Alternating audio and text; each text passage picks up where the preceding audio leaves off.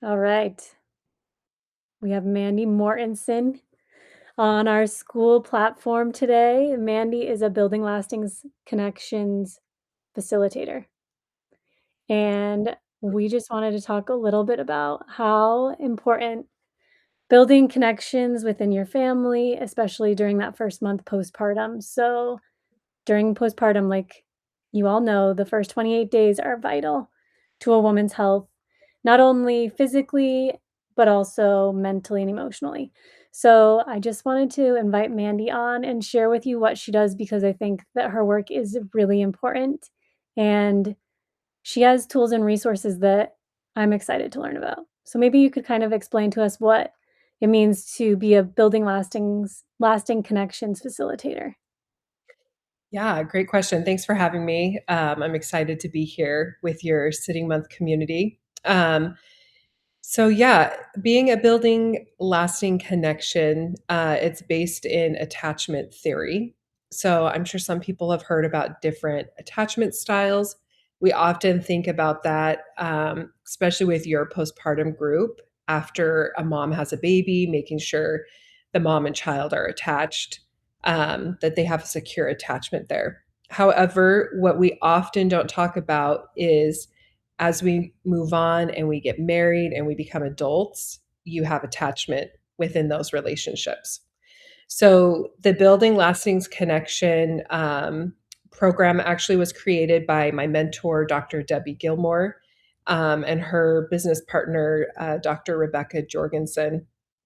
So it's based in attachment theory. But the cool thing about it is it's simple tools like when you have a conflict, which we all know being married is going to happen. The purpose of marriage is not to not have conflict. It's more of an how do we resolve that conflict and how quickly can we resolve that. So it's focused on building an atmosphere of safety so that we can have those difficult conversations when both partners are regulated in safety to increase connection in the relationship. So often we think, oh, we've had a conflict, our connection is weak. Actually, conflict is what helps to build connections to become stronger if done in the right way. And so in that program, we focus on how to create safety, what a healthy connection looks like, how to restore safety and connection if it's been broken in a relationship. Um, and one thing I love about it is it's super interactive. So, and we can get into this later, but like the program, the way it's designed, is we actually have a mat. And so it walks you and your partner through how to have this conversation when conflict arises. If there's just something you two can't seem to communicate about, it kind of helps to guide both of you through that conversation to restore connection with each other. So could we use the sitting month as an example? Like Yeah. if a woman wanted to rest for a full month and her husband was uncertain why that was important or didn't necessarily see why they should be paying for extra food or specific meals to be brought to her, how could they utilize this system to be able to navigate that conversation or that conflict? Yeah. So the great thing about this system is the listener has a place where they stand, and the speaker walks through these different guided circles, explaining certain things, like one, like why she feels this is necessary. And the cool thing is, if it, let's say it's, the wife is speaking, the husband's listening, the husband is not allowed to speak until the wife gives permission. And so it asks a lot of questions so she can explain like why this is really important to her, why this is a big investment, what is her fear after she has the baby, and why she feels this program is going to help her. And then the husband, when invited, can ask, deeper understanding questions. So the point of the program would be to help the wife to deeply reveal to her husband why she feels this is so important. One thing I love about the program is there's never a bubble that says fix it. So like for him to fix it for her. It is time for her to completely express her fear she has about having a baby, why she feels like support is going to be necessary, what her hopes are for both of them, why she feels like this program is not only going to support him in transitioning to being a father, but also why it's going to support her in transitioning to be a mom. Um, and why she feels like replenishing her body and restoring her physical health after she has a baby is vital for their new unit now, for him, for baby, and for mom. So it can help. Let's say we have husbands that are on the fence about the sitting month. It can help moms to reveal or wives to reveal to their husbands on a deeper level to look past maybe the price tag or money. I would assume that might be their first concern. But then to express all of the other investment that they're going to get that's going to set them up, that then is going to make the price tag not even matter because everything else is going to outweigh the time, the effort, the resources they're gonna put into it. Yeah, I like that model. I think that's really smart. Well, a lot of times what we see when couples have conflict is they're viewing it from 2 different perspectives, but from what I've seen, the fear or at the root of the conflict is often the same, but the couple is expressing it in 2 different ways, and so they're not realizing that they have the exact same fear. It's just manifesting in 2 different ways, and so I've noticed as I've worked with couples, when they can get to the fear, they both realize they have this aha moment like, "Oh, we both have the exact same fear. I'm just trying to express it in this way, and you're trying to express it in this way." It increases the attachment among the couple because now they realize actually we have the same fear going into this. Or maybe they don't have the same fear, but the husband now has a deeper understanding why this is a point of sensitivity for his wife, or vice versa for the wife. Now she understands why this is a big deal to her husband. Um, because it helps to create safety so that the couple can get to like what's the fear that's running this behavior or this conflict that's coming up. Yeah, I think that that's amazing. Yeah. I think one thing I love about the program, especially we know as after we've had kids, you're like you're on this high because you just brought this awesome baby, like this mixture of you and your husband into the world, which nobody else can do, right? And you are also so depleted and you can feel super anxious. Because I remember after we had our first son, I was like, they didn't even do a background check on us. Like, they're just letting us take this helpless infant away from the hospital. Like, like, I feel like they should have asked us more questions to make sure we're capable of taking care of him? Mhm. And so conflict can arise because you're sleep deprived. You're now adjusting to a new role. There's higher pressure, for the husband. He now has another person he needs to provide for. Um, and so it helps to just guide couples through the conflict, so that when the conflict is resolved, hoping the conflict can be resolved, their attachment is more secure and deeper with each other. And after postpartum, as you know, that's tricky waters. A lot comes up. And so this can help the couple just to have one more tool to work through those conflicts easier. So then I know you mentioned before that you have some tools that people can get from you. How would someone in the community be able to access you or access the tools that you have? Yeah, so, probably the 2 best places for them to locate me is on my website, which is amandamortensen.com. Um, my last name is spelled S-O-N, not S-E-N. A lot of people sometimes get that mixed up. If you go there, I have free resources on there. I have a free guide you can print out today that gives you 5 easy steps on how to, right now, start increasing your intimacy and safety within your relationship. There's also information on there if you want to attend a Building Lasting Connections seminar. I do have one coming up in March that I will be actually doing virtually. Usually they're in person just because of the nature of the program, but um, I've had an accident and I can't be on my feet for a little bit. So in March, we're going to do a virtual one. Great thing about that is it's less expensive. You just attend on Zoom. March 7th on Saturday with me. And I'm only going to be taking a limited amount of couples. That way, there's like more one on one interaction with those couples. Or you can also follow me on Instagram. My handle is Restoring Connection. And you can also get the freebies there. I have um, different things on there that, quick carousel things you can read through that talk about what intimacy really is, just little tips to help couples navigate this time of season.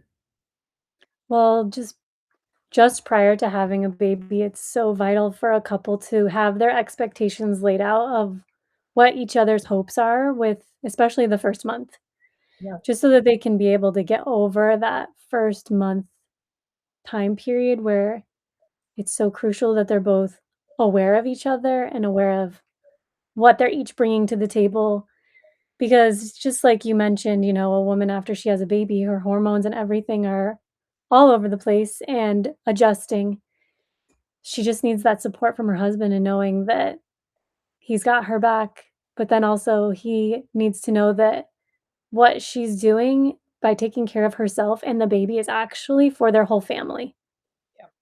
And sometimes there can be men that don't understand that and they might get jealous or they might feel like, why isn't she like taking care of me the way that she did before she had the baby, type of a thing. And it's like, well, actually, everything she's doing is for your family, even though you might not feel that she's personally taking care of you right now. She's Yep. taking care of the baby and she's taking care of herself, which is going to ultimately lead to her feeling healthy again so that she can actually be present in your marriage and present in your relationship. Absolutely. I think one thing that I love that you're doing with the sitting month is if we go with off of this idea of restoration, restoring, um, the wife just grew a human.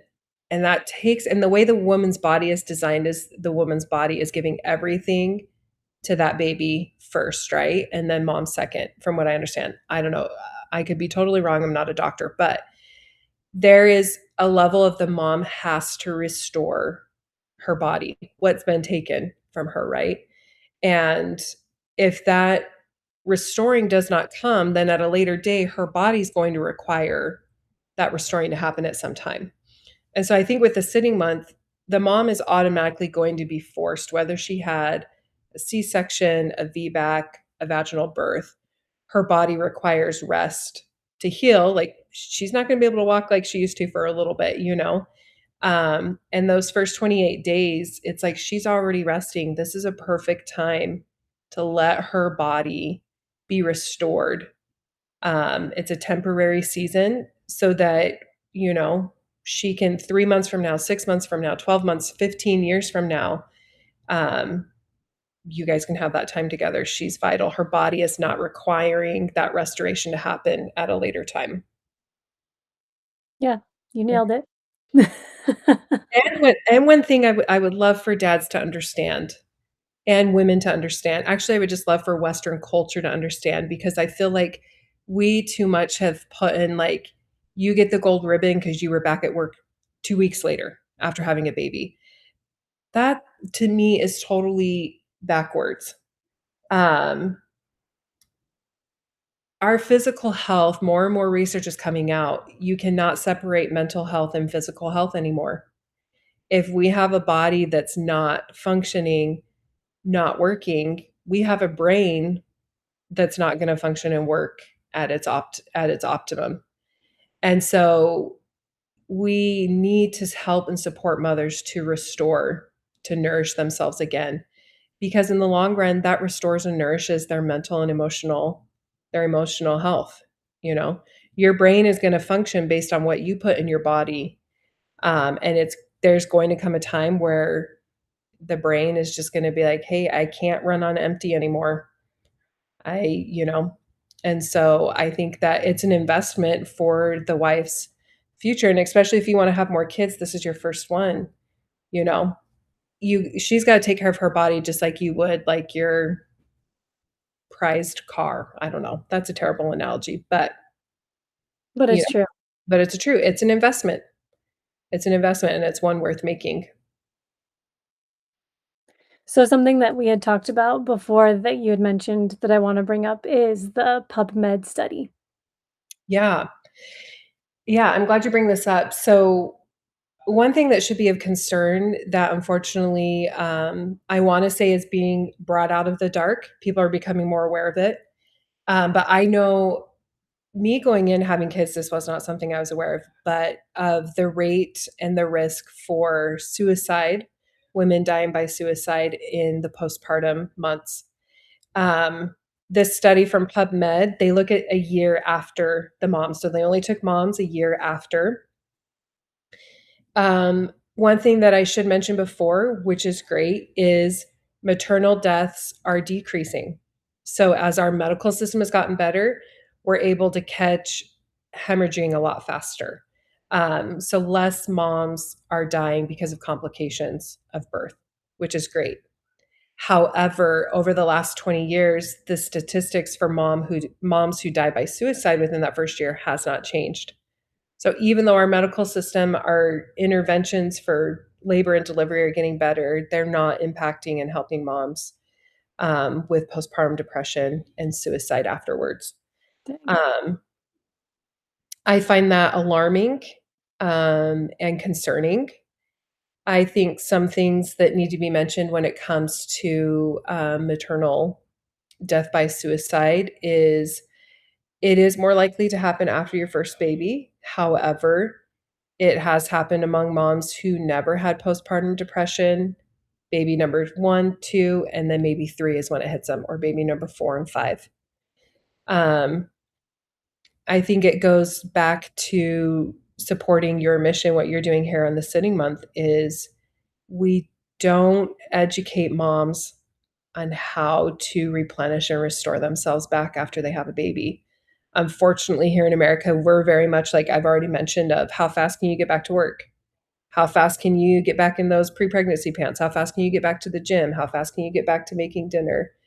Um, and it is impacting our moms.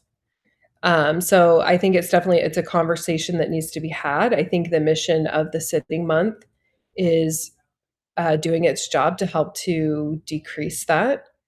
Um, but in fact, also the PubMed study talked about that also is actually now the leading cause of death among maternal moms is suicide now.